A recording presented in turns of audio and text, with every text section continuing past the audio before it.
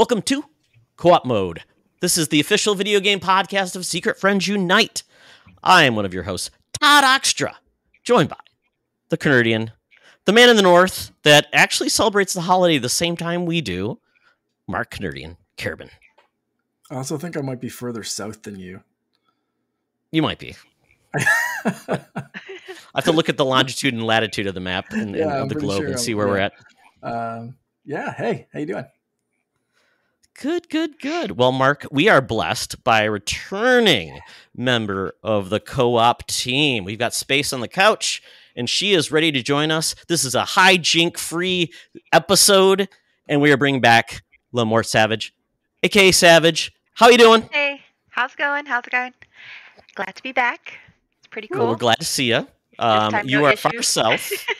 You're melting. Your house may be melting as we speak. Dude. Here in Texas, it's horrible. I'm super south, and it's either humid or dry, and I don't like it either way. And I can't wait till winter, but then at the same time, I don't like the cold either. So I'm lost. I lose either way.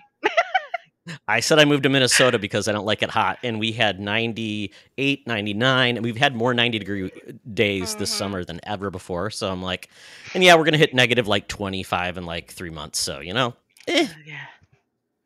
It does the job. Oh, well, we're here to talk about video games, folks, not weather. I know you love weather when Charlie brings it up, so we'll move on.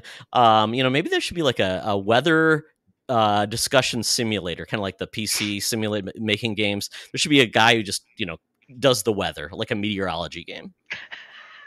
Is there money to be made in that? I think I would play that. As a child, I was fascinated by the weather guy, and I'm like, I always wanted to do the weather. Storm chasing was like my number one fantasy. I wanted to go out and chase the tornadoes, but that's another subject. Twister. I actually my scholarship when I was going to so I had an ROTC scholarship in the Air Force, and I was supposed to go for meteorology. So I could have been a weatherman, but I chose to go elsewhere. But fun fact. So now you know something more about Todd that you didn't know couple of hours ago. But we're going to get into while we're here. And that is because of the awesome group of friends we have that made us the podcasting team we are today, are a group of friends we love to have that support us. And one of those friends is Famous Seamus. He is renowned for being the most famous Seamus of all time. And he posts on our Discord, and we've shared this around, but we want to continue to support this, that the fact that his parents both have cancer. Cancer is a beast, and it sucks the life out of you. It sucks the funds out of you. It sucks everything around you. But it brings out the best in a lot of people to support those who are suffering through it. Mm-hmm. So Famous Seamus has created a GoFundMe page, or there's a GoFundMe page for his parents. The good news is it's doing really well, but we want to do even better. We want to support these folks because you never know how long it's going to take, the resources needed, and just even pay the bills, pay medical bills, pay for a meal because you can't cook. So we want to support that. There'll be a link in the podcast notes when you see this, when it comes out. So click on that link, check it out. So with that, Famous Seamus, we love you. Wish your parents the best and a quick recovery. We also want to thank our Patreon Secret Friend Squad. Our best buds, Jamie Prinky, thank you so much. BFFs, Sean, Stella, and Henry Nias, Missy Merchant, and Andy Milliken. Thank you for your support. A big shout out to Schloss Ritter, by the way. He is so involved in our Discord. A man of a million memes. Oh my goodness. He always gets involved with everything we're doing. He even told us, Mark, today that our feed was kind of broken. I saw that, and I was like trying to bounce in like while I was working and stuff, and I just didn't have a chance. But I love that he catches that stuff, and he's just so involved. Literally like the best. Yes. He's a man we don't know his real name. We'll never know, but he's just Slosh Ritter. Yes. And we want to say for anyone who wants to try out a free trial of Patreon, by all means, check it out. It's a 7-day trial. You can watch everything under the sun. I just dropped my newest episode of Fansplaining, and it was a great episode with Matthew Keel, all about music. We had a blast just going back, talking about our first concerts, favorite albums, our favorite fake band. it was just a great conversation all about music. So if you like music, definitely check it out, because Matt's a great guy. He used to podcast with him and he loves music. So Mark, I think I've taken care of all of our paperwork, filed everything away. I think we're ready to get into one of my favorite parts of the show. So Mark, this week, I think you approved this one. Yep. But you asked for clarification. I did. So this week's, it's biggest pet peeves in games. So Savage, you've played this game before. Don't need to explain it. Basically, you're buying the thing you like the most or tolerate the most. You're returning the thing that you hate, and you're renting the thing that's so-so. You know, you go either way. So with this week with pet peeves, I picked 3 because I'm deep into Starfield, loving the game, but there are a lot of pet peeves. If you go on Twitter right now, you are hearing all about the pet peeves, but these don't necessarily are specifically to Starfield, but they are part of gaming, as we know. Everybody has a pet peeve. I could have probably listed a billion of these. My son told me a million of these. So I listed no mini map. So basically, you want to get around the map, see where your points of interest are. It's not there. Where do you go? I know both of you guys are Sea of Thieves players, so having a map is essential for a pirate's life. Without that, you're just looking at the water and dolphins. But there's no mini map. Yeah. I mean, there is no mini map. Well, you have a map. There is no mini map on the corner. Always on. Yeah. Yeah, it's not like there on the corner that shows you exactly the pinpoint. Like, let's just say you land on the island, let's say Wanderer's Refuge. It's a huge island. Actually, you know what? I'm not going to do Wanderer's Refuge. I'm going to do the freaking island that I hate the most because it's huge and there's a bunch of, like, everywhere. Old Faithful. It's a horrible island. And if you don't know where you're going to get lost on the island. Again, there's no mini map. You can't tell whether it's up there. Like if the X marks the spot is on your map for your treasure dig, you're just like constantly zooming in to try to see where exactly it might be, and you can't tell if it's on the top, if it's on the bottom. So no, I understand that pet peeve. No mini map. It's irritating. I mean, we live through GPS these days. You always want to know where you're at and where things are at on your map. Encumberment is the second one. That is essentially, you got too much gear. It slows you down. You can't fast travel. And then you have to dump your gear. You don't know what's good. You want to sell stuff. You don't have somebody to pawn it off to. It's a pain in the butt, and you never know how much. Is that 3 pounds? Is that going to put me over the limit? Don't know. It's just a pain in the butt. And then no quick save / auto save, meaning you're dealing with checkpoints or you're dealing with like save slots. And this is more of an older thing, but you still find this in games. So this is essentially you think of like, oh, I'm going to fight a boss. Well, there's no auto save or quick save before that boss. So now you have to hike halfway across the planet to get back to the boss. It's just a pain in the butt. So I've described these.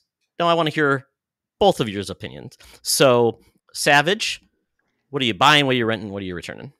Okay, so I'm probably gonna buy. I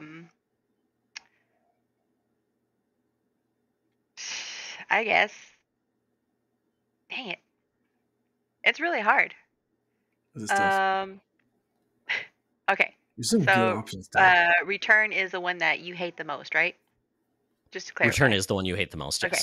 So that would be encumberment, because I like, again, like dealing with Sea of Thieves, I'm a gold hoarder at heart. If I see a shiny, I pick it up. I want it. Like, I gotta have everything. So if I'm like, ooh, a new plant, I gotta pick it up. Whether it's like, let's just say Valhalla, playing a Valheim or Valheim.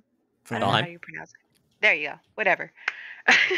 So that game, if I see some sort of new plant, I need it. But then I'm trying to fight like these orcs or goblins that are coming after me, and then I'm like, you picked up too much stuff. You picked up a tiny little flower, and now you can't move. You're moving slow. And I'm like, oh, great. Yeah. I hate that. That's the biggest pet peeve. I just want to be able to have unlimited pocket space, like a bag of never-ending space. So that one I will definitely just return. Like, I don't, nope, not encumberment. The next one, rent, would probably be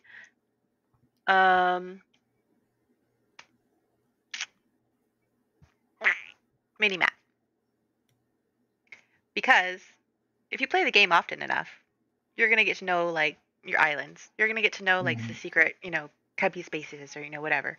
So if you play it often enough, it'll just come natural to you to where you know where you are.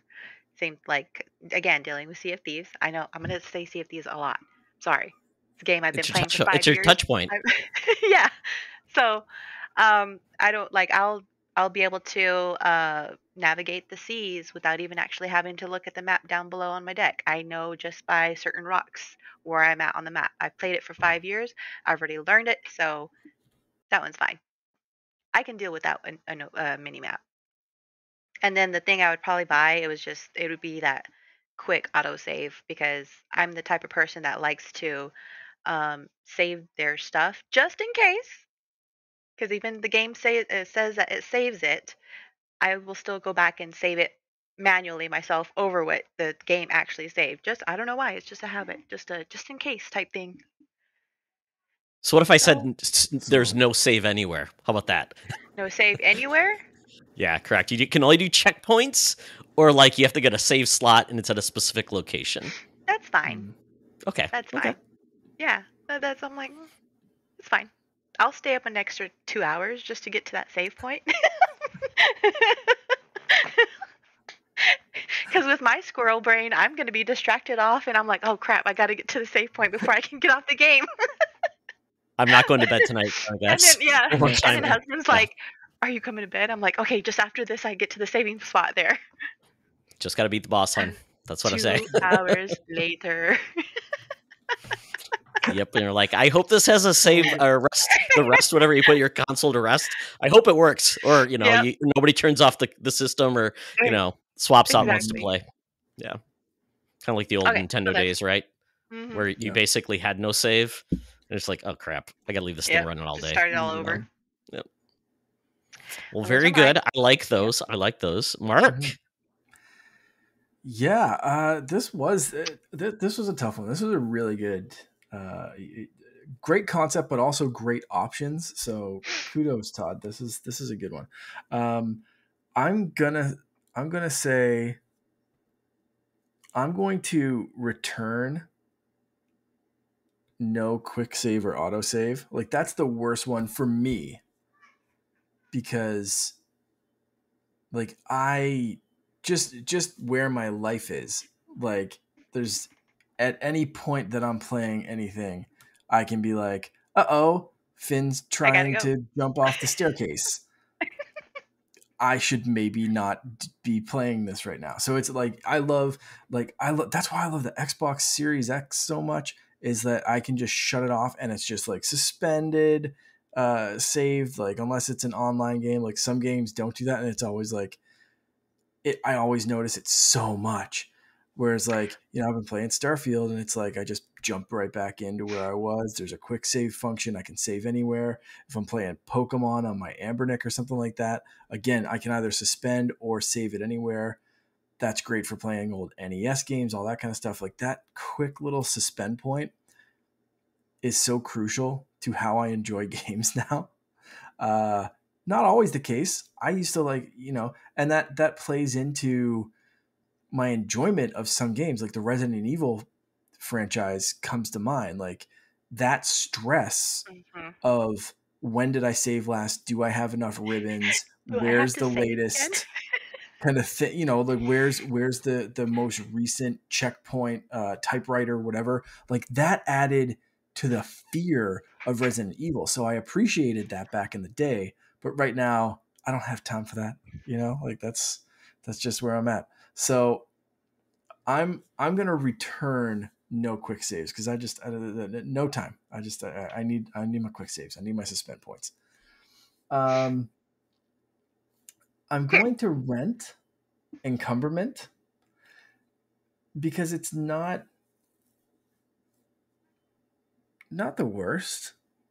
It's not awesome. I hate that kind of thing where you're just like, I'm going to pick up this, I'm going to pick up that, especially early on, even if you're just like collecting things, but you're also like, I need to save up money because I'm just starting the game. I just need to start this, and I'm going to just pick up everything, and then I'm going to sell it back to a vendor, and everything's worth $1, but you're going to pick it up anyway. But and then, like you say, you pick up half of a butterfly's wing, and suddenly you just can't run anymore.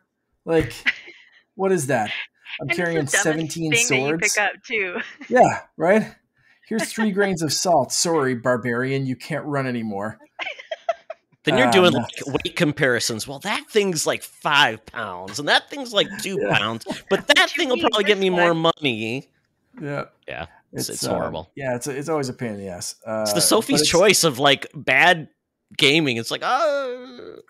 So the way I'm playing, I've played enough games where that's driven me crazy that the way I'm playing Starfield is, I'm like, if that's not worth a ridiculous amount of money, I'm leaving it. Like, if that's not something that I think I'm immediately going to be able to sell or use, nah, this game's big enough and I'll put thousands of hours into it. I'll come back. I'll get another one. It's fine. So like at first, because I immediately had flashbacks to like Skyrim and just picking up everything and just being like, this is mine, this is mine. How far is my house away so I can stash all my crap? So that's how I've been going in. So yeah, I'm going to return that one and buy, I guess, no mini map, because some games you don't need it. Like Savage said, like sometimes you know the game well enough, or it's built in that that's part of the game that you shouldn't always know where you're going. I can appreciate that, right? Like I can kind of get behind the no mini map kind of thing. Especially, so does no mini map completely cut out waypoints on your screen? Oh, no, like breadcrumbs. Yeah, or like you mark a spot and then it shows you like how to get there. Yeah, or a spot of how to get there, or again, I'm just gonna keep referencing Starfield. So like Savage keeps referencing Sea of Thieves. I'm gonna just keep on Starfield. So the way Starfield's been doing it is like it's directional. So the place you have to go, there'll be a blue dot just on your screen. And it's just there. So you face the right direction and you're facing forward. There's a blue dot where you have to go. If it's down a level, it's kind of close to the ground. If it's up a level, it's kind of in the sky. And if you're on the right level, it's straight ahead. There's no mini map. It's just like on the horizon. And if you line up perfectly, you can be like, it's 200 meters away. Let's go. So I like that kind of just, almost mark it on my HUD rather than have that, dinky little mini map that I have to keep looking down to. And, are you constantly spamming though your breadcrumbs? So no, the scanner, if you click the scanner in Starfield, it's giving you like actual arrows on where to go. Yeah. No, I hardly press that. Oh, really? Okay. Yeah. Okay. Yeah. No, hardly press that at all. Unless I'm spammer right now. I'm like, it's like playing the Gotham games, right? Using detective mode. I almost play the game completely in detective mode. Like everything looks black and white and frame shaded. Yeah. Nope, gotta have it. I gotta know what I can scan. I gotta see what I can do. Same thing. I'm like always scanning in Starfield. Like, who's that dude? What you got? Oh my God, can I pick that thing up, or is it just part of the environment? Looking thing? Exactly. I gotta scan it again. I gotta 20% more. So far, I've only been scanning like animals and like resources and stuff. I haven't really been scanning like people or things. I really have hardly pressed that button. So no, I'm just following the little dots. That's it. We have so different play styles. I know. Have you met me, Mr. ADD? Like, right. Yeah. No, I'm like, space pirates, let's kill those. No time for scanning. Mark's like, you're like, I've got to see my whole vista. I'm just absorbing everything. I can't be looking at a map in the corner. That's all I look at, the map in the corner. What's going on in the world? I don't know. I'm looking at that little 2-inch square in the corner of my screen. No time for that. Let's go. Stuff to kill, places to explore. I see what you're saying. I see your viewpoint. I value your opinion, Mark. Oh, thanks, Tom. What about you? How are you feeling with your choices here? these are rough because they all have places where I've been burned, or Yeah. certain games can leverage it well, to your point, like, I can do this or do that to mitigate the pain and suffering. I think where I've been burned the most, and it would be more like the save anywhere, where I've had bad saves before. And this is where I'm like returning no quick save, auto save, because I have saved like in a Resident Evil when I had the worst possible like status. Like I have no health potions or I have no things, and I'm like, shit, I gotta take the bag out. I'm like, what am I gonna do now? Oh, okay, crap. I have to go back to an old save that's way too long because I didn't have ability to save scum or whatever you're saying. So it kind of it ends up being like also a waste of time. It drives you nuts, and it's like, oh, it's like, because time is so valuable, and I hate redoing things that I've already done that maybe I got through the skin of my teeth, and I'm like, oh, I get to do that again, but I'm actually in a worse spot than I was before again. Like you fight a bad guy where there's like a save point, but then if you reload that save point, oh, you don't get to use those items. I'm like, why? So it's another pet peeve of mine. But yeah, the no quick save auto save, or just ability to save anywhere.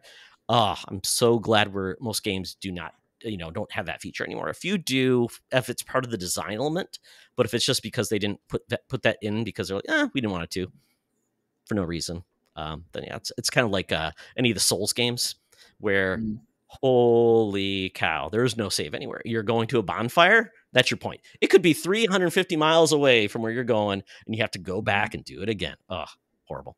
So that's what I'm returning. I'm going to return no minimap, because in certain games, the world is so complex, or the wayfaring in like the points. I think of like the first Jedi game, Mark. The map in that game was so bad. You got hung up. You're like, wait, I think I'm there. No, it's not. You're in the wrong level. But I'm like, I can't tell. And I'm looking around, just wasting my time trying to find it. And it drove me nuts. I stopped playing Darksiders. The last game they made, it was really fun. It was a great game.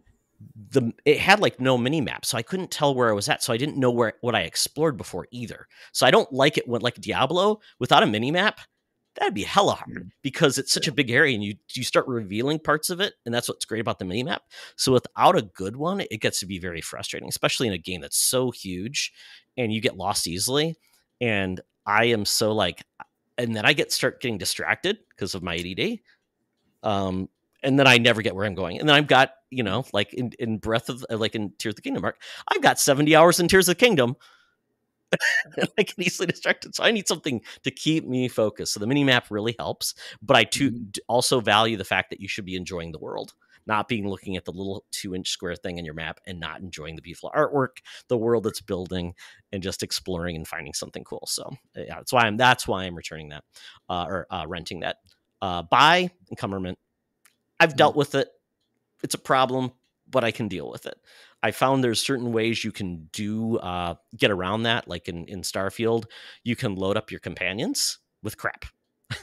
You can use your ship. There's little compartments. You can fill it up. So you become a hoarder on your own terms. You've got to have a support system for that, so you can have hoarding friends. See that? That's nice. Yeah, Todd, I see that. Okay. This time it's okay, honey. So I can deal with encumberment, but it does suck because it does feel like, especially Mark, what you said, like in a game where you're like, you're not sure about the rules or what's valuable and what's not. So you're like, did I miss something that was cool? And they just make everything you can pick up. So I'm right back at Skyrim again, and it does get to feel like that. Oh man, but I can deal with it. I just have to work on myself. So there should be like an encumberment 101 or something like that. Some self-help tapes. Oh well. Well, we had a couple folks, Mark, in the group that gave us their thoughts. So you want to take the first one? Yeah. Slosh Ritter wrote in Discord, he's going to buy no quick save or auto save. Manual save files are fine, and sometimes auto save can hose you in a bad situation. Not as often anymore, thankfully, but yeah, definitely used to happen so many times. Now you can kind of pick and choose, if the most recent save file. I get that. I totally get that. That's a valid one. Rent, no mini map. I learned a game before that was a thing. Yeah. Heck, we really had any kind of in-game map back then, but it can be handy for keeping your bearings, especially in first-person games. Yeah, totally valid. Not every game needs a map. Like you think of a game like, like a Mario game or something like that too. Like there's so many games that just straight up don't need a map. So I get the return on or the rent on that one. Good, solid choice. And then rent encumberment, or return encumberment. Sorry. As fun as inventory Tetris can be, I hate leaving things behind or being slowed by extra weight. I might need that later. Items proceed to sit in inventory until after the final boss. So true. Solid choices. I mean, Yeah, that's it. Go back to Resident Evil once again. What did Resident Evil do? It makes you not only have limited inventory, it has to fit in it has to be like Tetris. Like, your ammo, and if it doesn't fit right, it's like, oh god. Yeah, they know how to do it though. It's for a purpose. Yeah. That the I might need that later kind of thing, and you 100% finish a game, and you're like, oh, I guess I didn't need that rock I picked up on the opening path of the game. Whoops. That's my part. My whole ADHD of having to try, like, pick up everything. I'm like, what if I need this feather later? What if there's something Yeah. that I'm going to The require very a feather important feather. for? Is this Always. an important feather? Is this a game-changing feather? I'm going to keep it. And I Yep. put it in my bag. I won't let it go. I'd rather die 85 times and use that a health potion I might need later. Yes. Yep. Oh, what a waste. Okay. Edward Varnell says from the Boss Rush Network at the retro code, buy encumberment. Okay, he's very quick. Ed's just like moving on. Rent, no quick save, auto save, and return, no mini map. Okay. So we really didn't have a quorum, but that's okay. I like it. Everybody has a different opinion. So that's why game designers can't figure anything out, because they don't know what we want. That's it. I don't know if we know what we want, but this is good. Yeah. If they only did everything we all wanted, it would be a perfect game. My goodness. That would never Well, happen. now we're at the time we get to talk about what we've actually been playing. So this should be a very fun episode, because it's getting to be a very crazy year, and the games you're playing are probably like the best of the best. It's not like you're playing that, game you rented once because you thought it looked interesting and you just returned it right away. So with that, Savage, what have you been playing? Well, I've actually been still stuck on Sea of Thieves. Again, What? Sea of Thieves has been 5 years, going on 6 years, and still coming out with new updates and new things to do. So, like, for example, recently we have a new tall tale released, actually a couple of days ago. And basically, it's this tall tale was introduced almost 2 months ago, and it's based on the classic '90s game, The Secret of Monkey Island, with Guybrush and his disorganized character, and he thinks he's like a badass. Anyways, they incorporated that game into Sea of Thieves because it's based on, pirates or whatever. Basically, he wants to become a awesome and the badass pirate, and so he travels to this island, meets this girl, falls in love. Bad guy kidnaps love of his life, and it's this whole story. So, anyways, they incorporated that into it, and so we're in the process now of releasing Guybrush from his curse that he was, whenever you travel to Sea of Thieves, he was cursed. So we got to find all these things and do all this fighting ghost pirates and all this other stuff. Like, insulting pirates is a task that you have to do. So you know how, like, they have these retorts and stuff like, oh, no one has ever beaten me on the sea. Like, well, good thing I'm on land. You have to learn how to, like, talk crap in the game, and that one took me forever because I am not a great crap talker. Like, I cannot. I'll just kill you. That's it. I'm not gonna talk. I'm just gonna kill. Okay. So I have to figure out, like, what do I have to say? What snide remark can I throw at you to beat this level, and that was the hardest part for me on that one. But yeah, Sea of Thieves is probably still my number one game recently. Then I got a little bit of a hook on Halo Infinite. Oh, nice. Halo Infinite. I've always been a Halo fan ever since Halo came out, Halo Reach. And then with the Master Chief Collection that was released out, and I had all the games, and now it's Halo Infinite, and I'm stuck. I'll stream that, and I will get up to 20. The most I've gotten is 27 kills, but I die a lot still, so it's fine. I'm not the greatest, but you better watch out because I'll come up from behind you and I'll punch you. They get the melees Fantastic. where like you hit them with either the gun or your elbow. Man, there was one time where I got like 10 elbows to the face of, well, not I elbowed people to the face 10 times. And so, yeah, I got a bull true and I got all sorts of little, things. So if I get near you, you better knock me out before I Go get near you down. because then I'm going to punch you and then I'm going to knock you out. And then the last one, Starfield. Recently, All right. yep, I saw that and I was like, I got to get that. As I'm playing it, I've played a lot of other space games, Elite Dangerous and No Man's Sky. To me, it's kind of a mixture of those both, and I'm just like, I wonder what's different, So I'm just in the middle of playing it. I actually just recently started it not too long ago, so I'm still kind of like learning the basics and getting all the scanning, traveling from planet to planet. I'm just like exploring right now to the point where I'm like, Nice. I don't even pay attention to the robot that your companion that's with Mm-hmm. you. He'll say something, and I'm like, wait, what did he say?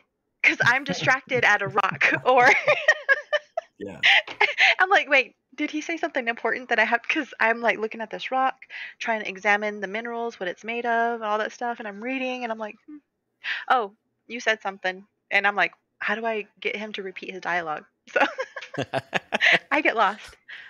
So those three are the games that I'm playing, and I'm just enveloped in all those right now. Nice. Well, I'm very cool. still. Since we've all been playing Starfield, we want to all just talk about our experiences so far. So, Yeah. behind me, you can see my character, Brick McGriff. That is my character. He is a kind of buff dude. He's a Vanguard. He's got an adoring fan. Yep. I can't remember what his other attributes are, but the game is a lot of fun. I mean, what did you guys pick? I mean, Oh, because yeah, for your see, class let or me whatever you pick, your let me go story. back because I created a channel just for Starfield in my Discord, and no one's put their stuff yet because it's brand new or whatever. I don't know how many people are playing it. I guess I'm the only nerd playing it right now, but I picked for my traits an empath, an introvert, and a neon street rat. Ooh, Cool. And introvert. I wonder if I can send this to you so you can put it behind you because I can't. I don't know how to put the green screen. I don't have one of those Oh, uh, if you set up. yeah, I don't think you can send pictures in Zencaster, but if you put it into Discord, I Okay. can then toss it behind me as well through Okay. NVIDIA. It's NVIDIA broadcast. Let Yeah, me see here. Mark, if you I don't know if you have the ability to do the same thing. I could do the same thing too. Let me I see if I can do it real didn't quick. pick a thing. I'll leave mine. But I do remember. So I picked a bounty hunter. I do also have an adoring fan. I picked one of the like you grew up in the certain religion or whatever it was, Okay. because I read that that's the only way that you can unlock certain chests. Oh, Oh, So if you pick one of those, that's right. um, you have access to a specific chest for that organization. If you don't pick either of the organizations, you don't get access to either chest. If you pick one over the other, you don't, so I yeah. lost access to the two chests that I didn't pick as my background, but I figured just randomly picking one of those factions and opening up one chest was better than none. So that's where I went. And the other one I can't remember, maybe extrovert I think or something like that. Basically anything that I thought would give me a decent buff, and then the adoring fan I just thought was hilarious. So, but yeah, and a bounty hunter. Um, I'm ready to go. Yeah, the adoring fan looks like our friend Luke Lore. There's been a lot of memes about it. I love that, and he's kind of goofy. Kind of sounds like he's kind of German, maybe. And he just runs into you, and he becomes part of your crew, and he brings you gifts. Just very weird, and I love it. And you're absolutely right about the different when you select, your background, your story.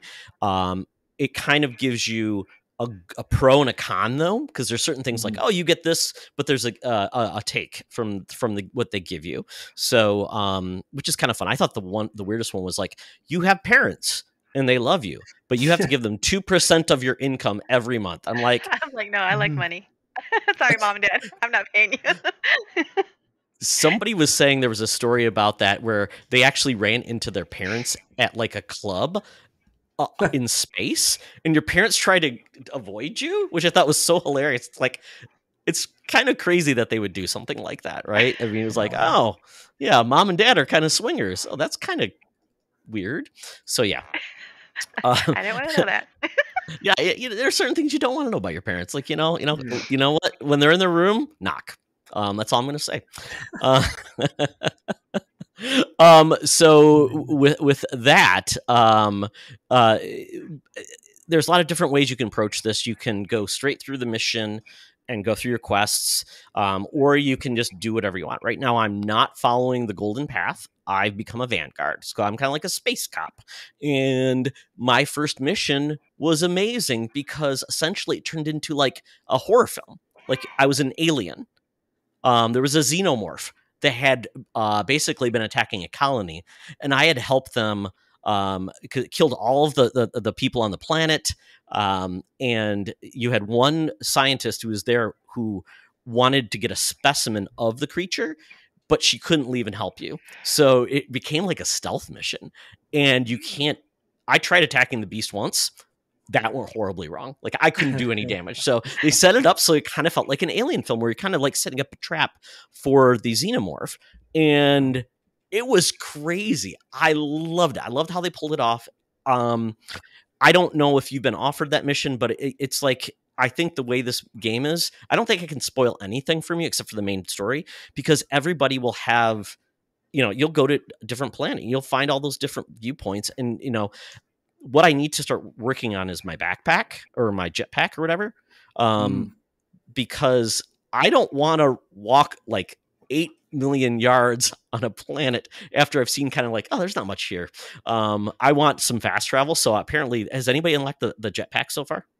I haven't. I forgot there was one. And I'm like, oh, I've got a backpack. Oh, that's not a backpack. That's a jetpack. And exactly. And I spend an hour and a half.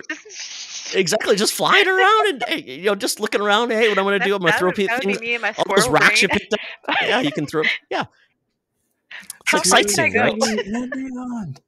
Exactly. And I heard once you start unlocking it enough that you unlock that skill. Like if you get to a certain level, you get slow motion too, which means that like in a combat situation, just imagine that like you're going slow, you can picking like people slow down off. things.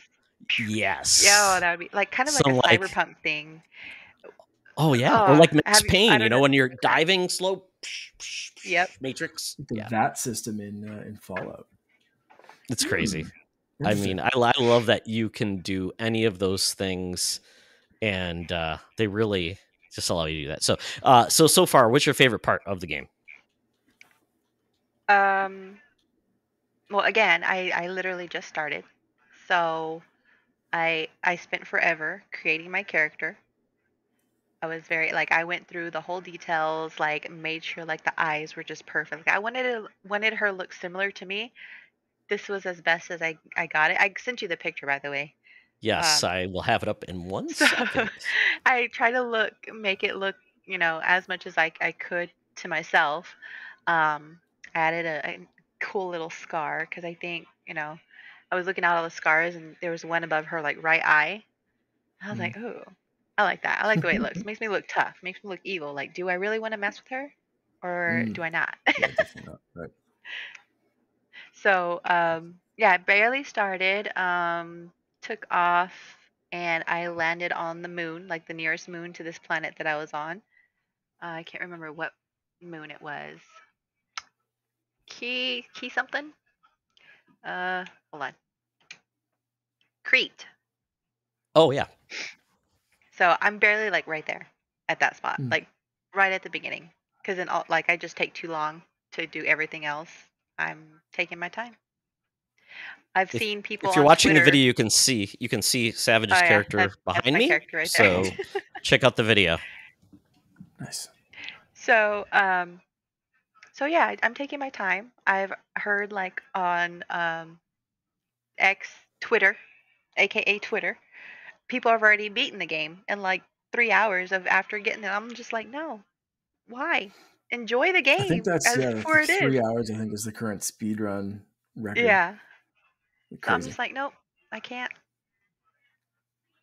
So Has Yeah, a it not took only me a Bethesda game all while. been about just beating the main quest? I don't think the main quest has ever been the point of a Bethesda game. right. I heard that focusing on the main quest kind of helps in this game. Usually in Bethesda games, and this was just one article that I saw, but usually Bethesda games, it's like you can do anything but the main quest and you're going to have a good time.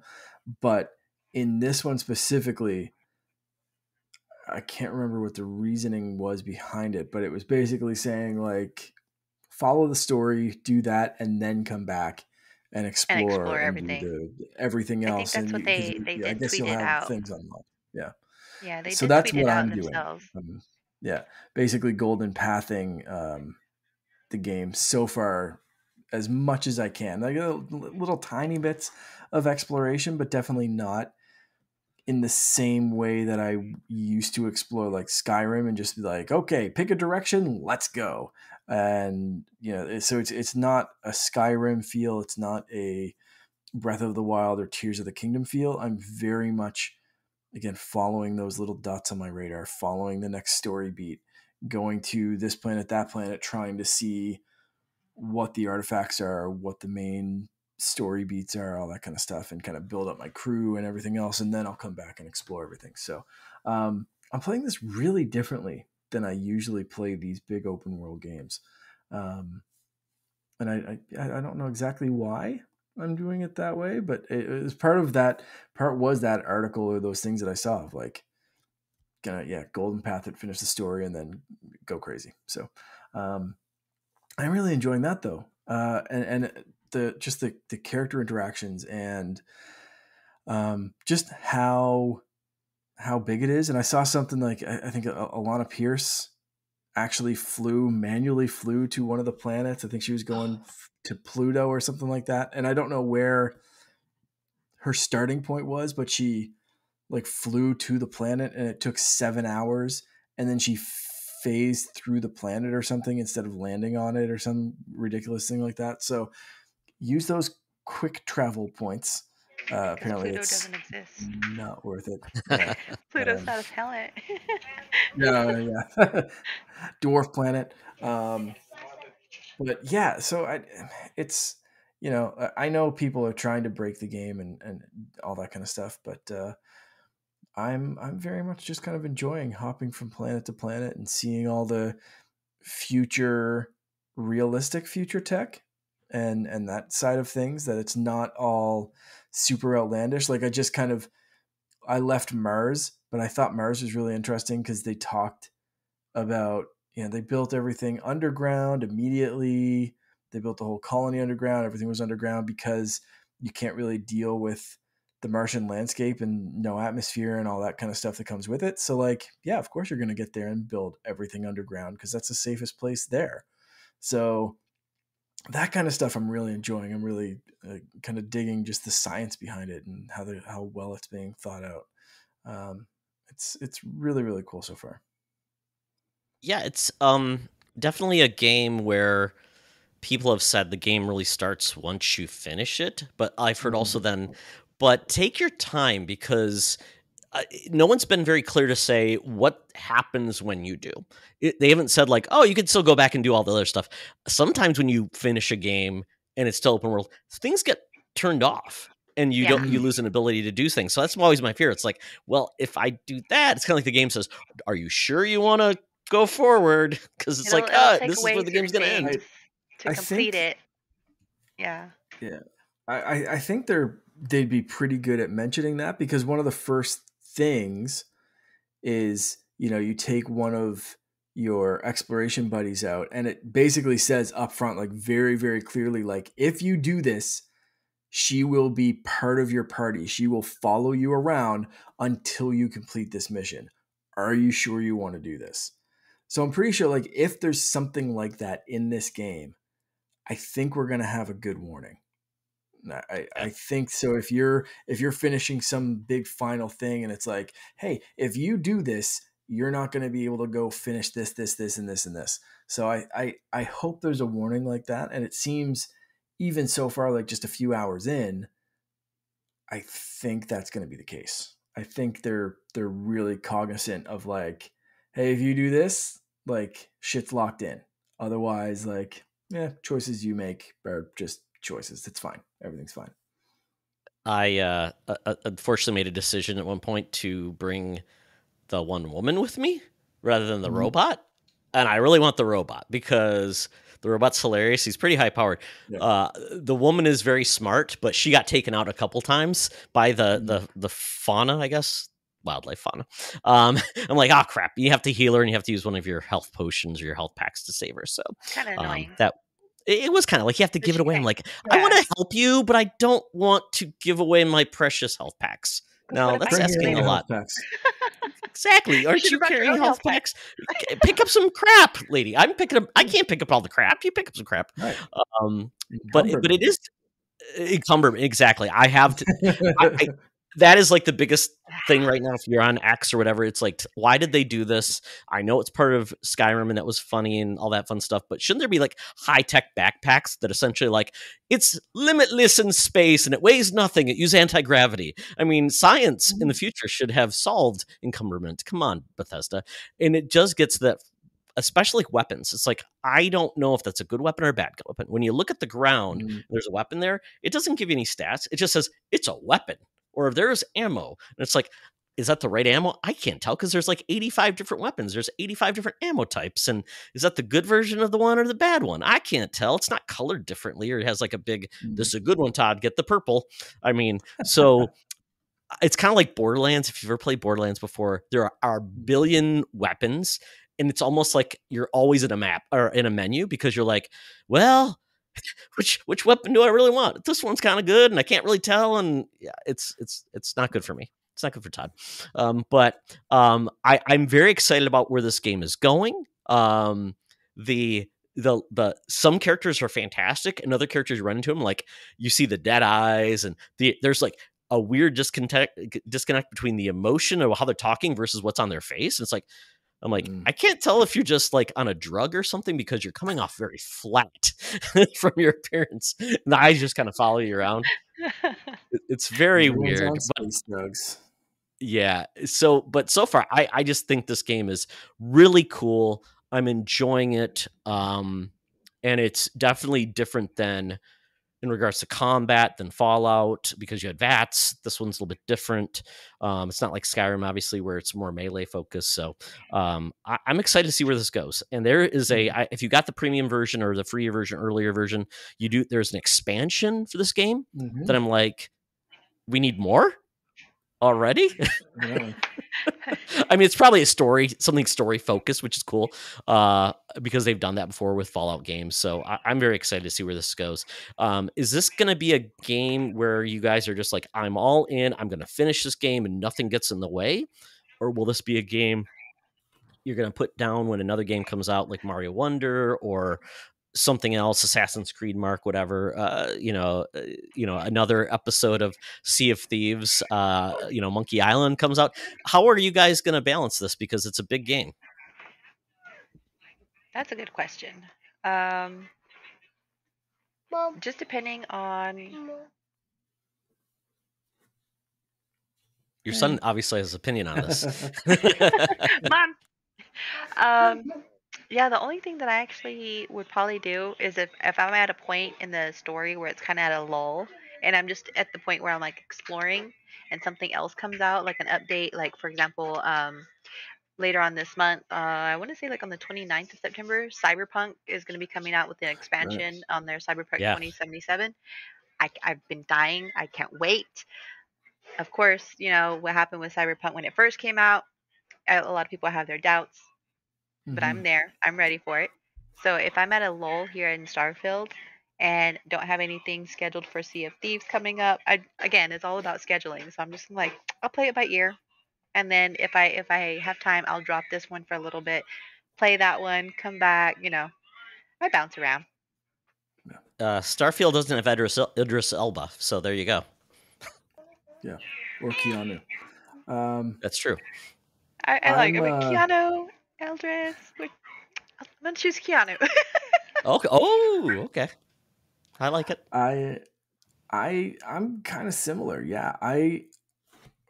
For these kind of massive Bethesda games, it's always a double-edged sword because they keep working on it, they keep iterating on it.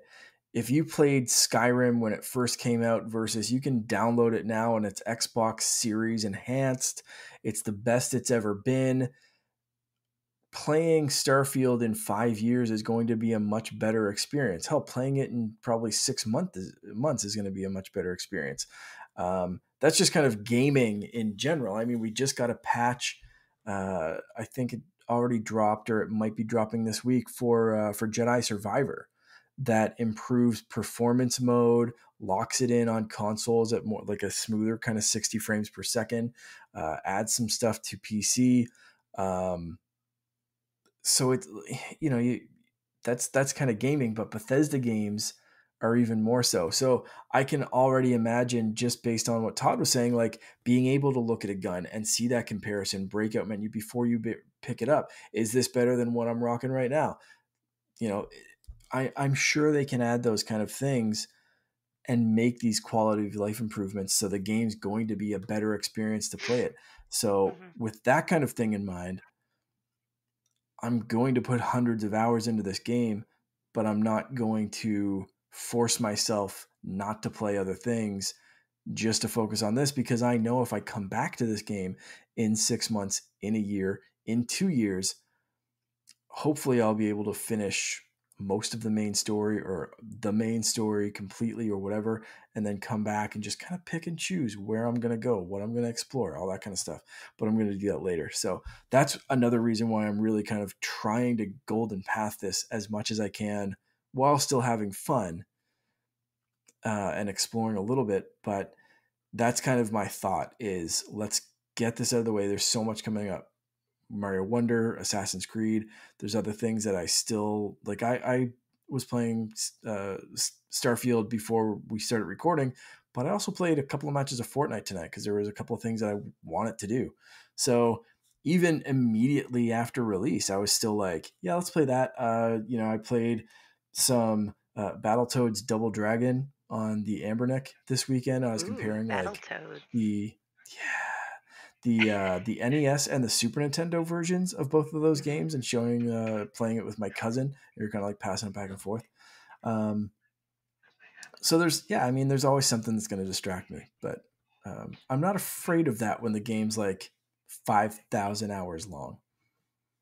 Yeah, there's always something to do, and it feels like even if you want to go veer off the path, Mark, and you're like, that looks fun and shiny, I'm going to do that. It's great for that. And like to your point, that was my experience with Cyberpunk. I wanted to go back to Cyberpunk. I played a little bit first, but my PC wasn't capable. Well, that's what I'm saying. But now I want to wait, because when the DLC drops or the expansion drops, they're also doing a 2.0 of Cyberpunk where they're like, it's like going to be a whole new game. So it's like, why not wait till it's the best shape? So I did that with Witcher 3. I waited probably a year 2 years to play that game. I loved it. All the bugs are gone.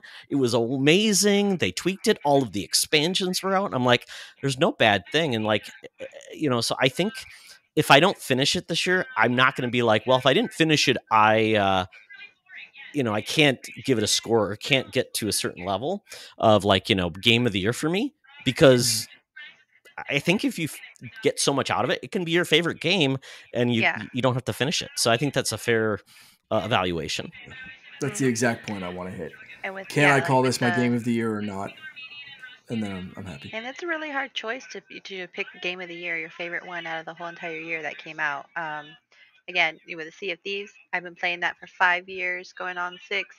It's been my number one game. I always find myself coming back to it again because there's always new things that are being released, new cosmetics, new challenges that other streamers have thrown out there. Like we have recently, like Nightmare Mode. I don't know if you've heard of that, but basically you have to create a whole new profile, and if you die, like you have to get rid of and create another pirate. Like it's basically like a real life. If you die, you die. So, and then same thing with Cyberpunk. Primitive. When it first came out on PC, again, I couldn't play it because my PC was like crap. So then when it came out for the Xbox, finally, I was so happy.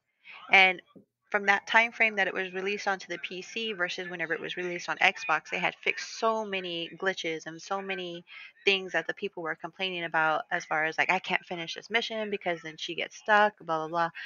When it came to Xbox, it was fine, and I was able to play it. And I literally, while other people were like rushing through the story and all that stuff, um, I was still on my one, what do they call it, street kid?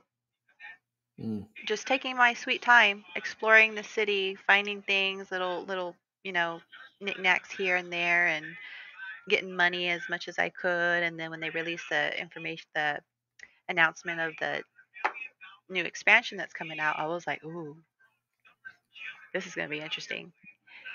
On top of the Netflix Cyberpunk, that the movie that they released on Netflix, it just ties into everything, and they brought the movie into the game itself whenever they brought it to Xbox, and I was like, That's oh, right. They have the that's a expansion. neat little thing. Yeah. So I was just like, this is so much fun. So I'm actually looking forward to Cyberpunk too, but I can't choose like a specific game. It's hard. It's a hard decision. So I hope everybody's excited for Starfield. It actually goes live for everybody tomorrow on Xbox Game Pass, a PC Game Pass, whatever, everywhere else, Steam. I'm playing it on Steam. You guys playing it on Xbox or PC? Yeah, Series X. Yep, Nice, Xbox nice. Series X.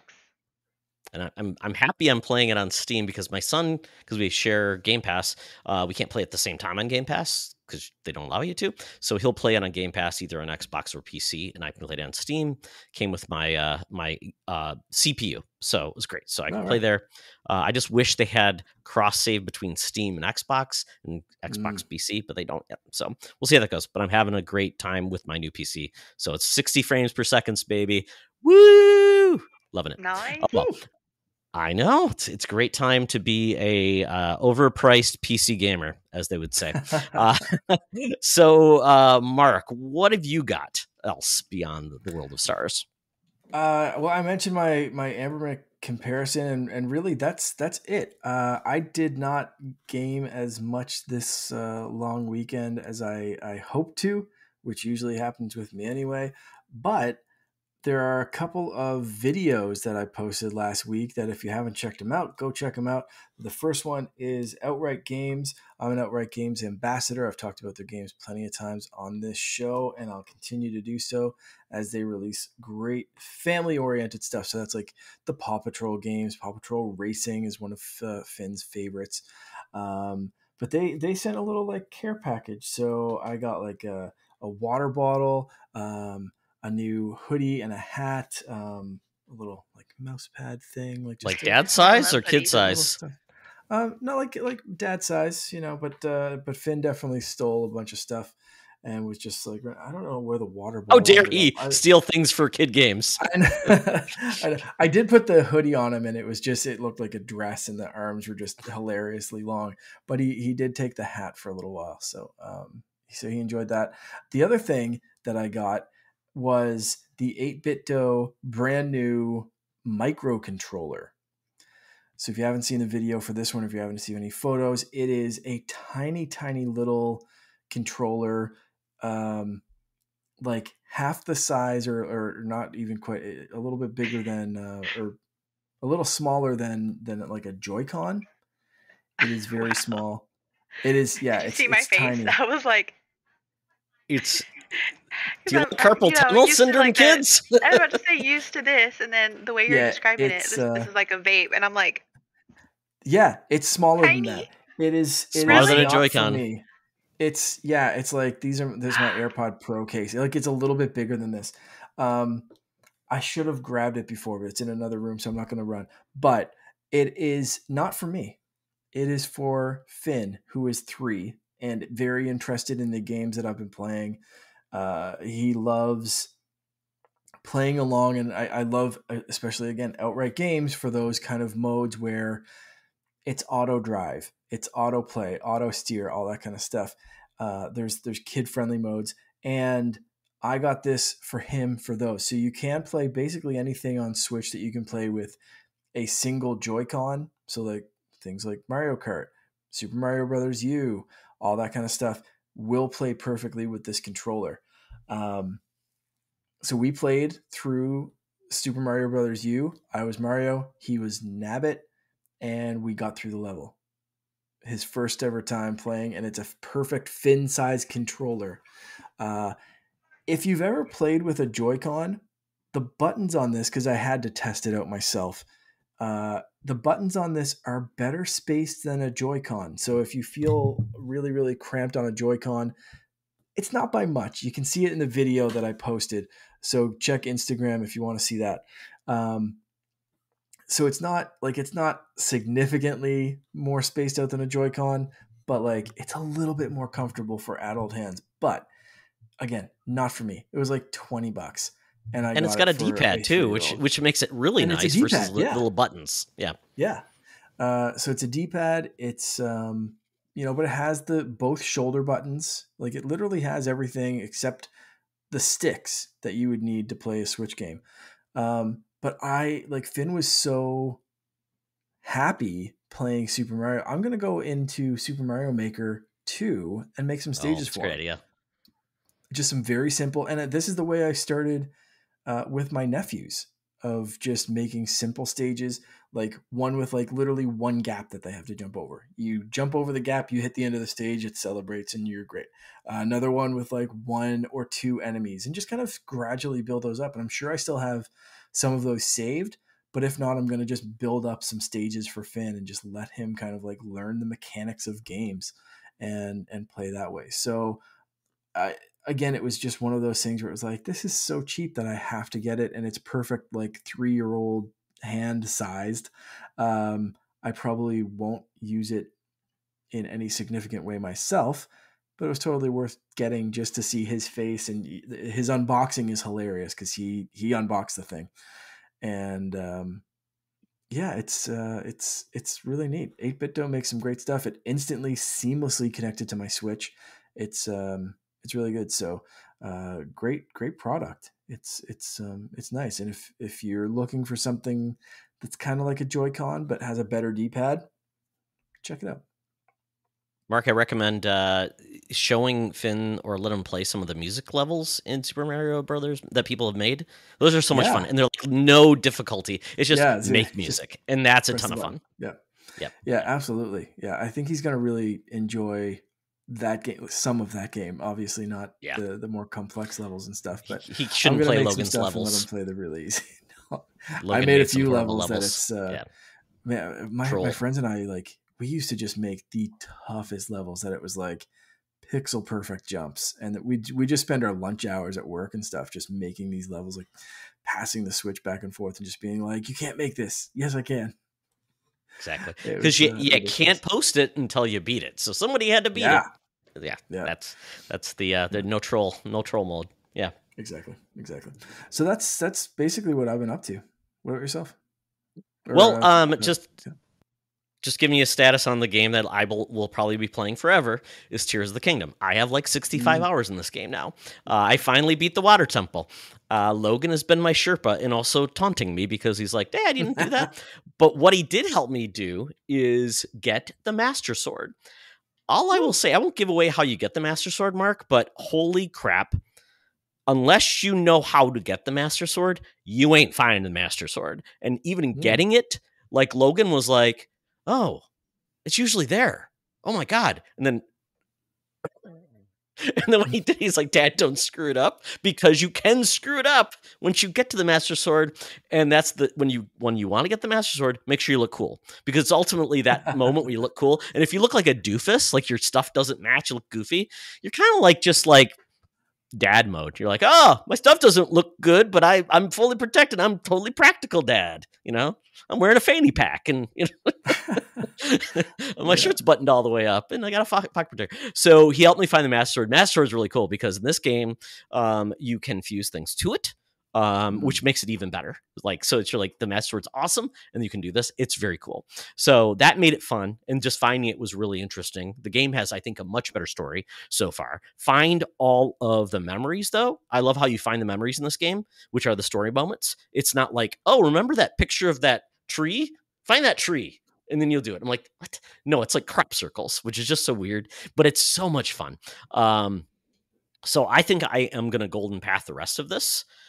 Just because I want to beat this game. I could play forever because I could get distracted and try to find something else to do. So it's a lot of fun. I've got 2 temples down, 2 more to go. We'll see how it goes and when I'll actually get to play it. I don't know if I'm going to get to play anymore before the end of the year, but hopefully I do. Especially when I'm going to be Thanksgiving. I'm in Michigan visiting relatives, and then my in-laws are coming for 10 days over Christmas break. So imagine trying to find gaming time. Yeah, not bitter at all. Yep. Oh, well. And then lastly, I tried out Armored Core 6. Gamefly sent it. I tried it.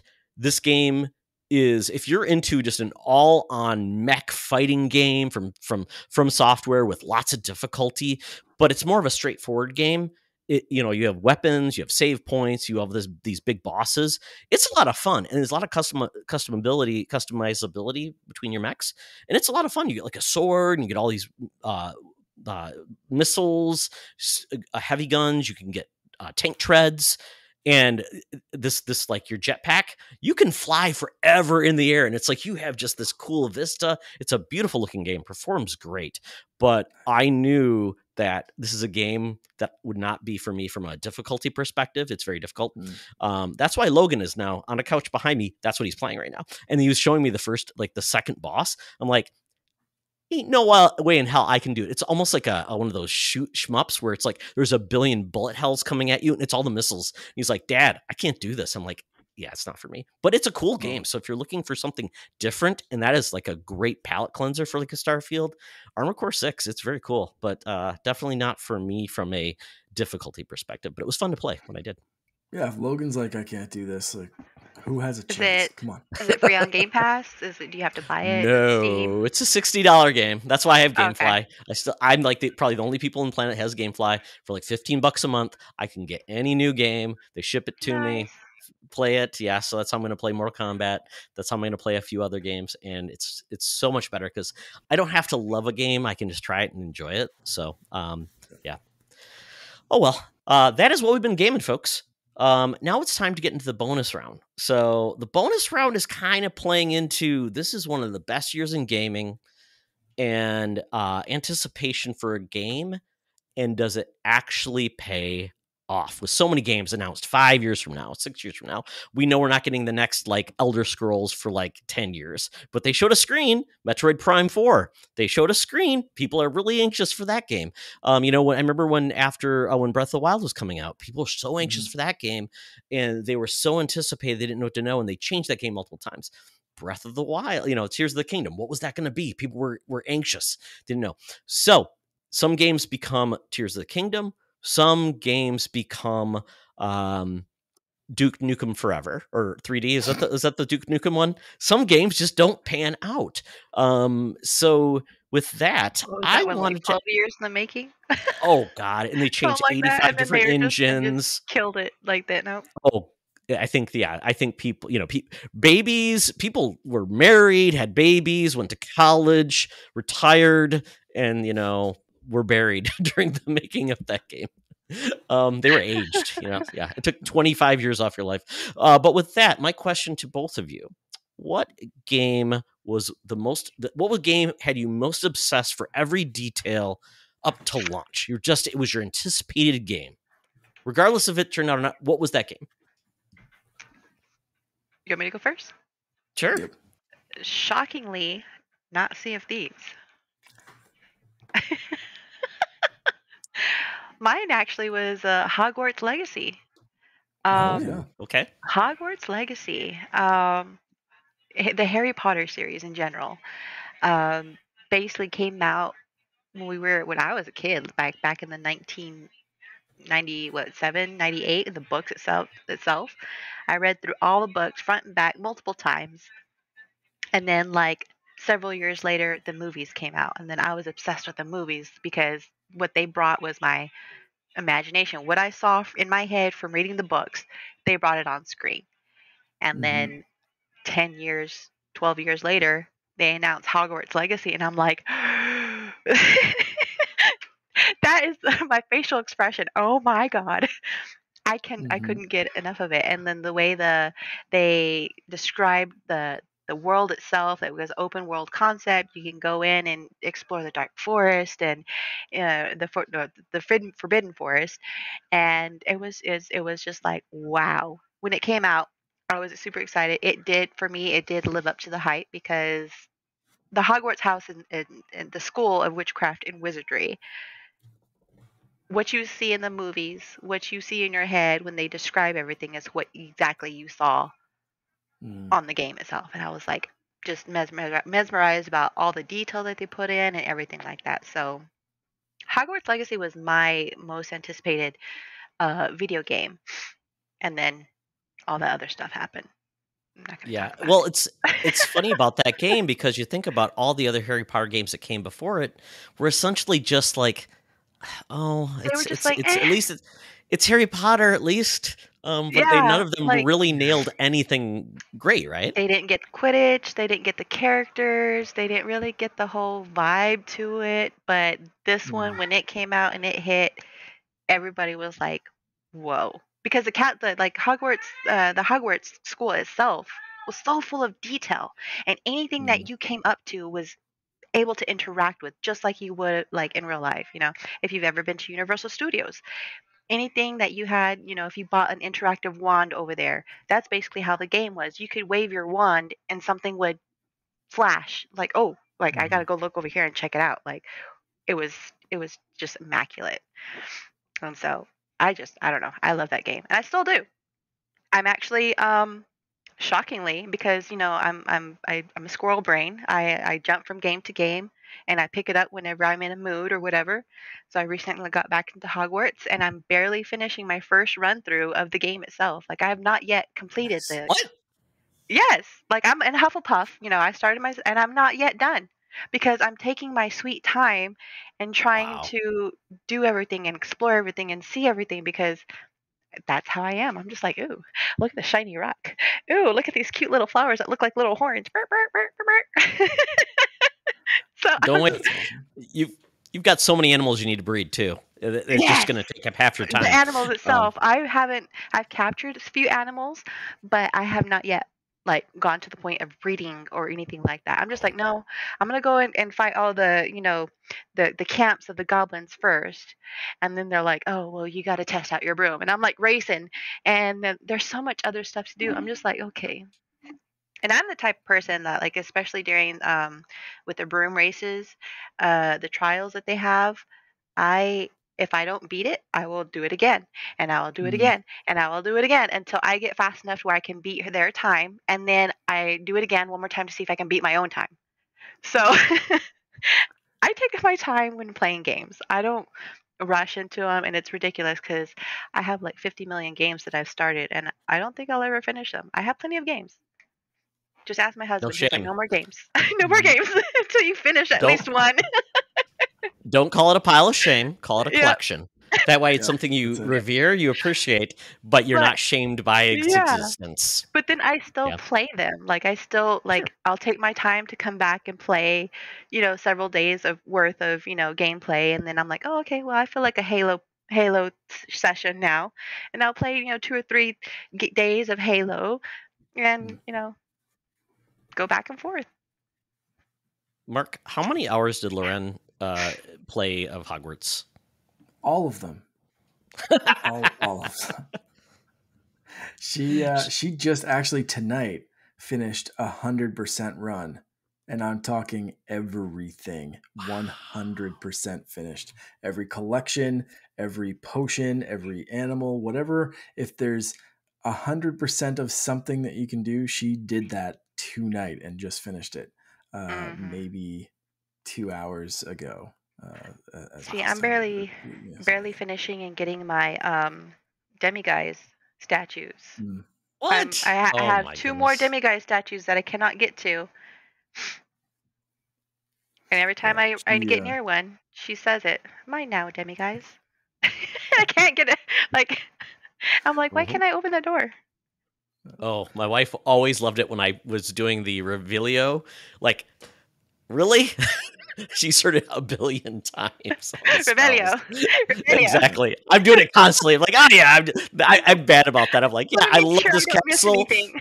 Exactly. Yeah, I love You that gotta game. I find think the I put about secrets. 50 hours that game. Yeah. So good, and it didn't even have Quidditch in it. But we're getting a Quidditch game. So, well, that's awesome. Yeah, having something fulfill your promise is so makes you so happy. Yeah, It's a and warm hug. not just like my promise, but my childhood. You know, it's the Mm. nostalgia of it that makes it just so much better. I feel like just because growing up, growing up and watching the evolution of from book to movie to video game is pretty awesome too. Nice, Yeah. nice. Mark, what's a game what's your most anticipated game of all time, past, present, future? I'm gonna say probably Super Smash Brothers was one of my most hyped games. Like Super Smash Brothers. Was it Brawl? Because I know I was very anticipatory for Melee, but I think it was Brawl that they started running out the trailers with the guest appearances. So I remember when like Snake, they did the trailer. It was a Oh character yes, yes, reveal yep, trailer, and then it was yep. like the end of the trailer for the game, and then it went black for a couple of seconds, and you heard that little like bring bring bring bring, and it came up just like it does in the game of like Snake. We need, and it was like, what are they doing with this? This is amazing. So it was like that level of hype, and I remember like and back in those days, you're waiting for hours for a video to download or play. It wasn't like now where you just press it and it goes. So like my brother and I were just so obsessed with that game, and it's so lit. Like all the Smash Brothers games always live up to the hype. So that one really, really sticks out for me as far as like hype level, living up to it, just like knocking it out. Every single one of them does it. But like that one specifically, where they started bringing characters in for the first time, really from outside Nintendo franchises. Because Smash Brothers was great, Melee was amazing, but Brawl, it was just like the hype was just on another level. I believe it. And they've done it every time they've got a new version. Now they know exactly how to play those cards, pull at the heartstrings, do the banjo reveal. They're pretty amazing. Yeah. What about yourself? What's living up to your hype? This is going back, but the reason I bought a GameCube was Resident Evil 4. It was the Capcom. What was the Capcom 5, 6, whatever they called it? Those Capcom games were coming to GameCube, and I loved Resident Evil. I didn't actually play 2 or 3 for some reason. I'm not sure why. I don't know. But when I saw the GameCube trailer, was such a Resident Evil machine, and you had the remake there first. Correct. You And had then Zero, an exclusive with Zero. Like, man, amazing.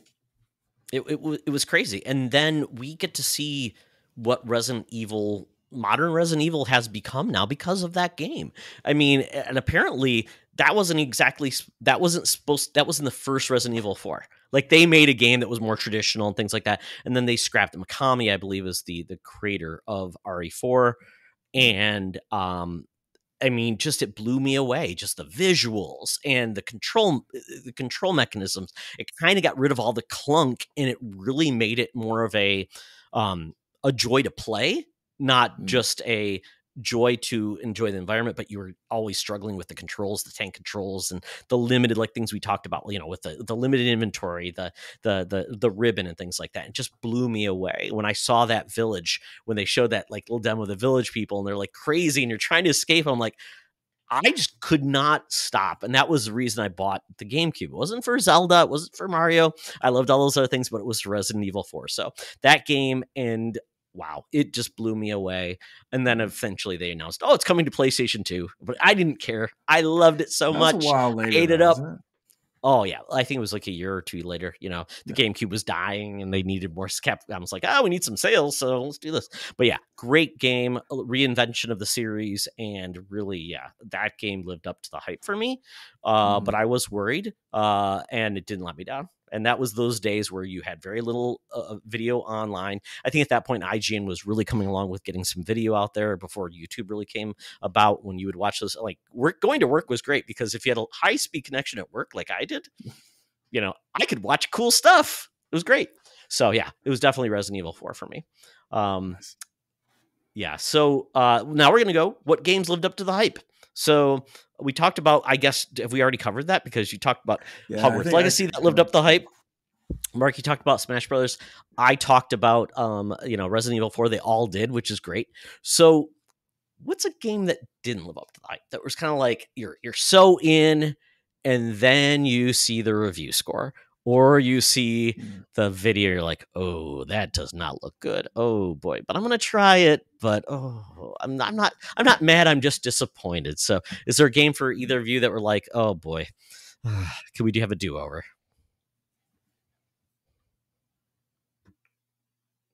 Any coming to mind, Savage?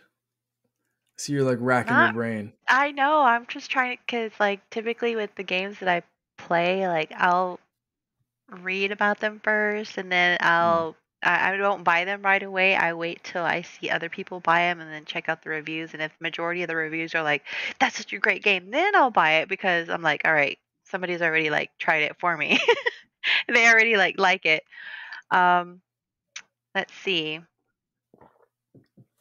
The only game that I could think of was maybe Grand Theft. It's to me, it's just like recycled content. I with Grand Theft 5 that came out and all that stuff, I'm just like, you're doing the same stuff, basically, same mission, stupid, stuff. Like I do have it just because it's there. On the case of I don't feel like playing, Dead by Daylight or anything else, and I'm just like in one of those meh moods just to do like drive crazy. Yeah, I'll pull up Grand Theft Auto. But it's just one of those other games that just didn't really do it for me. So that's probably mine. It's funny whenever I see. I mean, I've never really gotten really deep into Grand Theft Auto, and every time I see the trailers and all the hype for it, I'm like, I'm all in. I'm gonna get into it. And I'm like, maybe not. Yeah. I play a little bit, and then I back away, and it's like, yeah. Yep.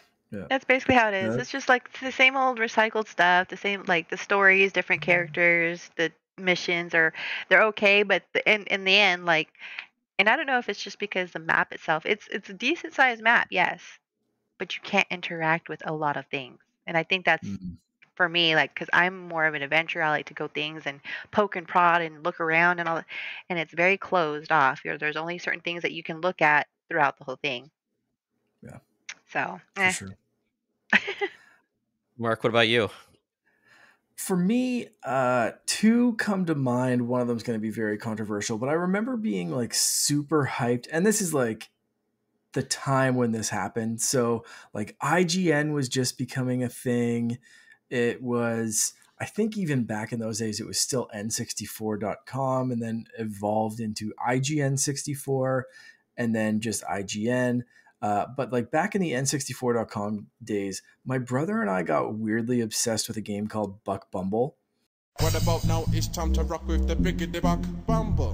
What about now? It's time to rock with the biggity buck bumble. Bum to the bump to the bump to the bass. Bum to the bump to the bumble. Bum to the bump to the bump to the bass. Bum to the bump to the bumble. Bum to the bump to the bump to the bass. Bum to the bump to the bumble. Bum to the bump to the bump to the bass. Bum to the bump to the bumble. to the boot, to the boot, to the boot, boot, bump to the bass, to the bass, bass, bump to the boot, to the boot, to the boot, bump to the bass, to the bass, bass. Phenomenon, phenomenon, phenomenon, phenomenon, bishop, phenomenon, phenomenon, bishop, mati ula dem, phenomenon, phenomenon, phenomenon, phenomenon, bishop, phenomenon, phenomenon, bishop, mati ula dem. Bump to the boot, to the bump to the bass, bump to the boot, to the bump to the boot, to the bump to the bass, bump to the boot, to the bump to the boot, to the bump to the bass, bump to the boot, to the bump to the boot, to the bump to the bass, bump to the boot, to the bump. And oh no, the rap. yeah, that song is still absolute fire. Like, yes. No. But I remember just being like so pumped for that. Like, it had to come out and it had to be the greatest effing thing ever. And I will still put that theme song on and just jam out to it. But like, when you hype yourself that much up for a game that it's just like, you know, and your expectations are like, this is going to be like a Pixar B with guns and action, and it's going to be better than, you know, Mario 64. And it's just like, well, okay, but keep in mind it's Buck Bumble, like 12-year-old Mark. So, you know, like that was kind of like a WTF moment. Of Mark's like, writing okay, fan fiction about Buck Bumble and all his backstory. Yeah. I'm sorry, but from the story that they created about Buck Bumble, I'm pretty sure Mark can come up with some better stuff in his backstories and actually create a great game out of that. But I agree. Like, it was a horrible game. You know, it was, I mean, it was what it was, right? Like, so another one for me, and again, this is going to be some hot takes. So just come at me if you want to. I'm okay with it. Super Mario World 2, Yoshi's Island. Never quite clicked for me, especially not in the way that Super Mario World did, which is tied for my favorite game of all time with Super Mario Brothers.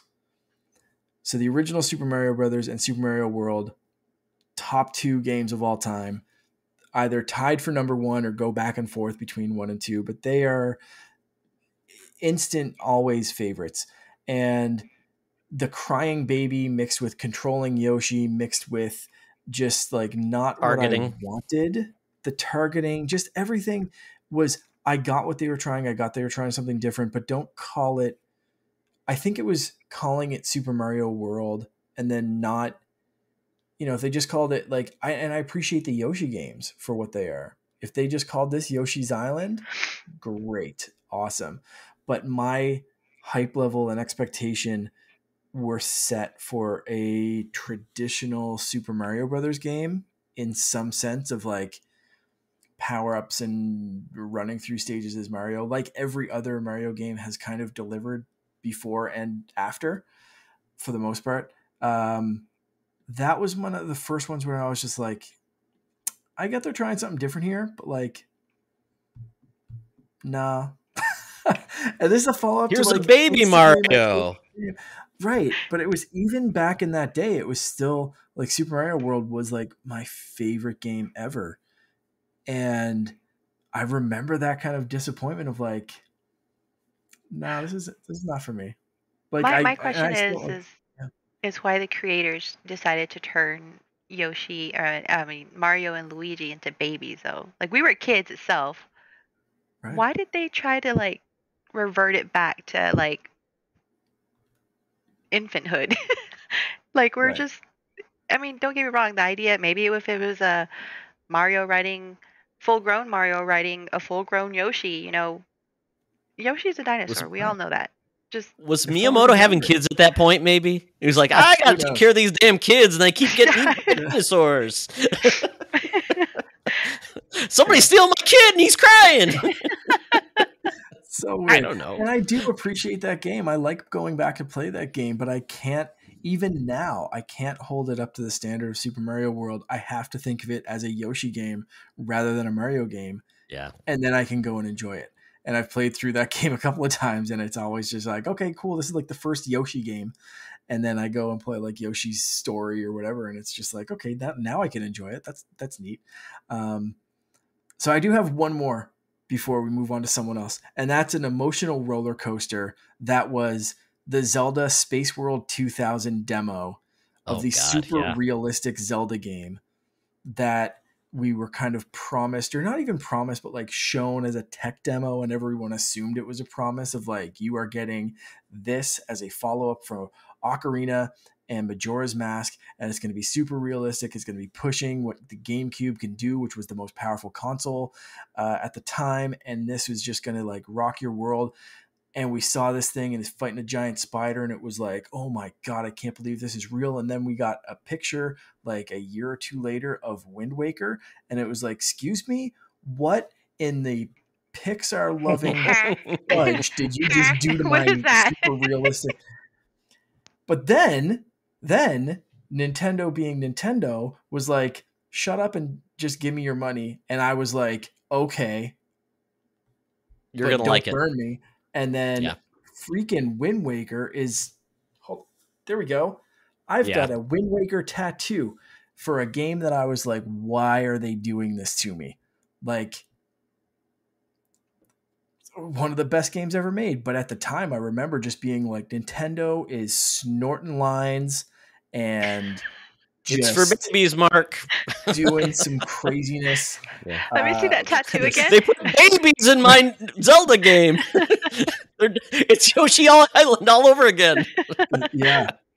Yeah, right. It was just like, what, you're ruining Zelda. Zelda's realistic. Ocarina was amazing, and then Majora's Mask was so dark and so brutal and so creepy. And now you're making a cartoon.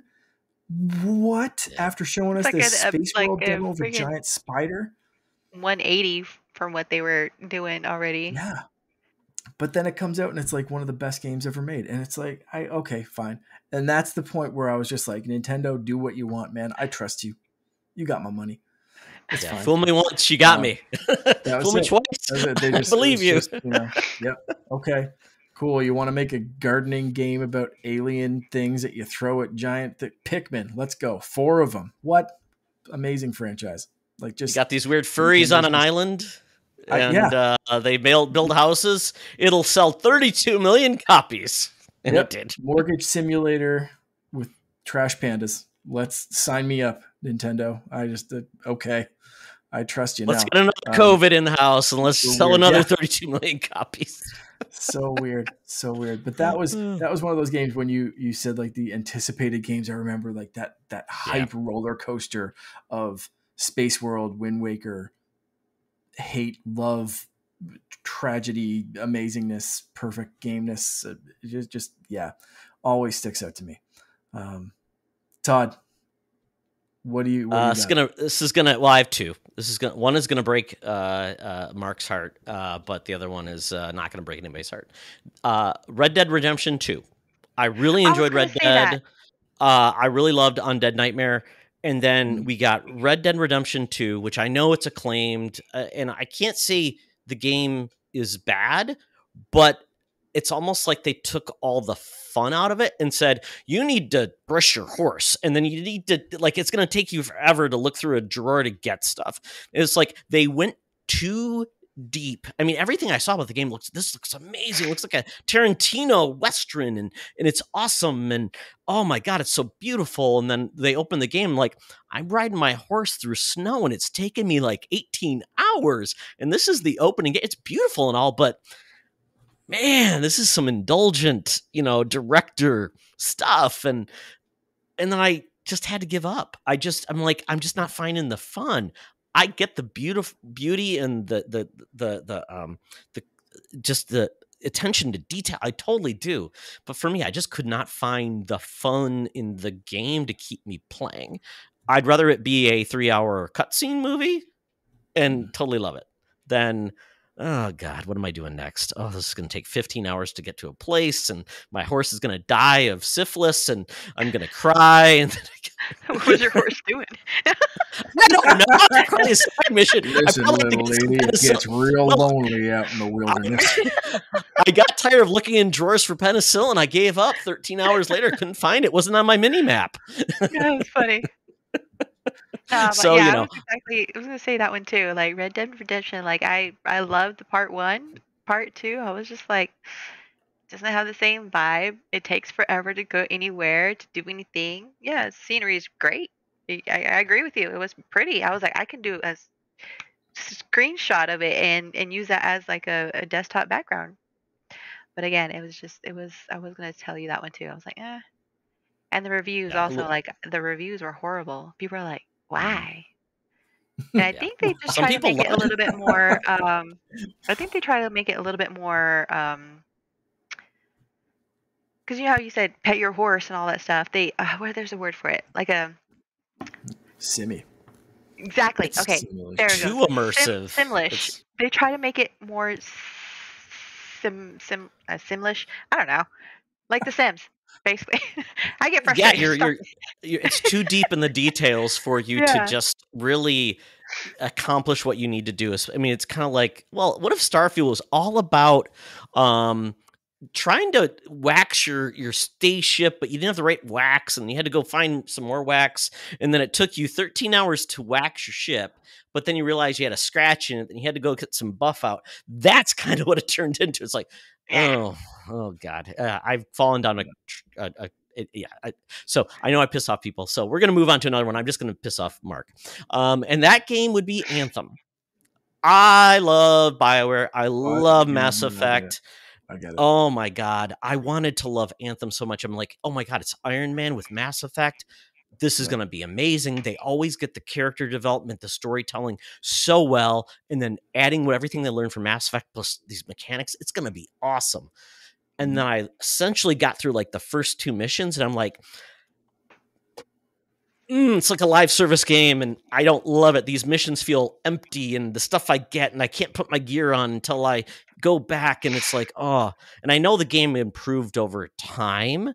It's just, I feel so bad about that team because everything I saw looked so good. And you find out that the team essentially was not told what the final game was going to be. Then EA said, we got to do this. And then the leadership left and they came in. So I feel so bad the team because I think that tech is so awesome for flying and I want it to be used in something awesome.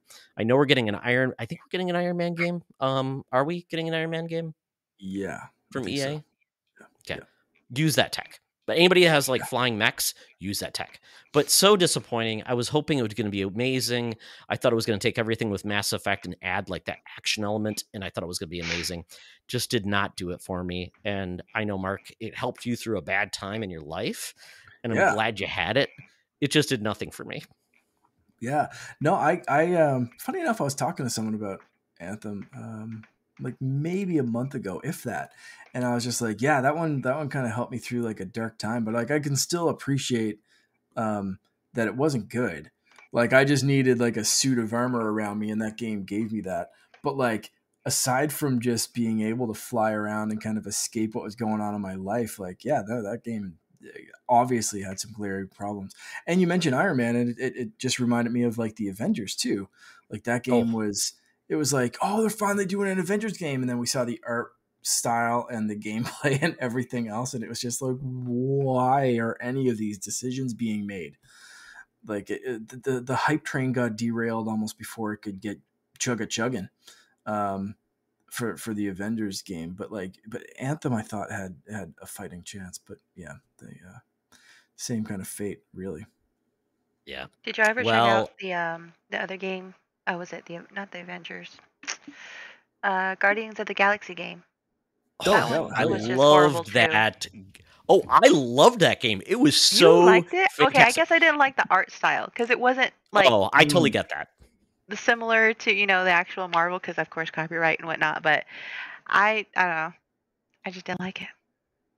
I totally get that. That game was not for everybody. To me, it just like nailed a lot of things really well, but a lot of people got hung up. And the longer you stay with that game, the more it paid off. But I totally get it. It wasn't for everybody, but I loved it. See, nobody knows how to design games because everybody has their likes and dislikes. So if devs, if you're listening to us, do what you do because you can't make us happy. We're gonna buy it anyway. Doing our own thing. Put babies in Mario. We'll see how that goes.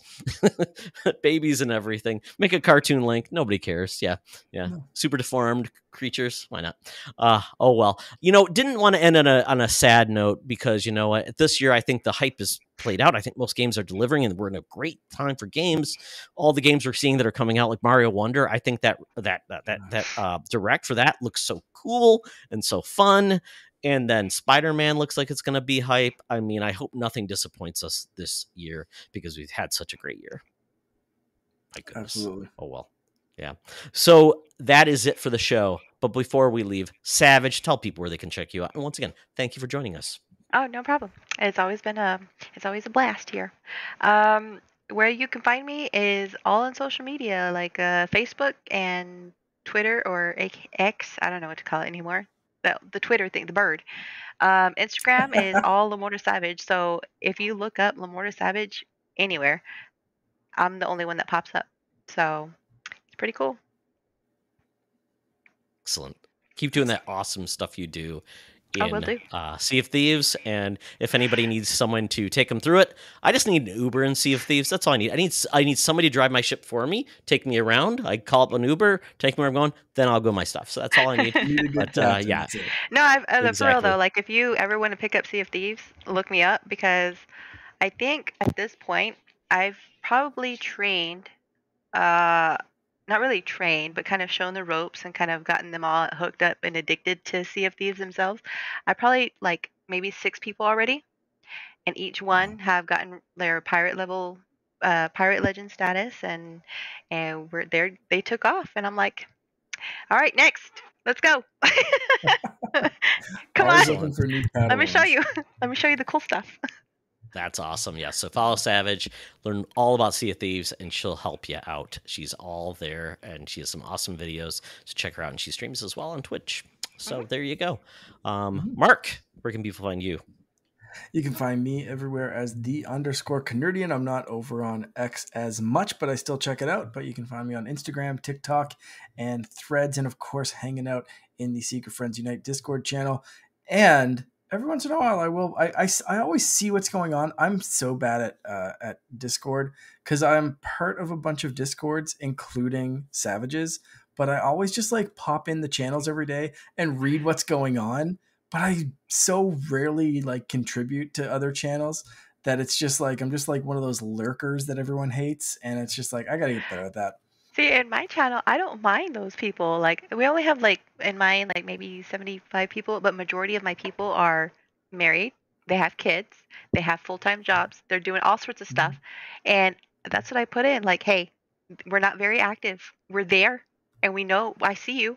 We're good. Yep. And, Yep. yeah, but you're good. So if you want to join a not so active Discord that has no pressure and no pressure and actually being there, just kind of like scroll through and see what's happening, then yeah, that's my Discord. For sure. There's a lot on Discord. Folks, find a group you like, but also find niche areas where you like in the internet and just go in there for help if you need, and participate and be helpful. That's all you ask. Be kind, rewind. Same thing in our group. We just want people to have a good time. If something sparks your interest, you have questions, we'll find somebody for you. Music, food, tech, whatever. We'll get you a right space.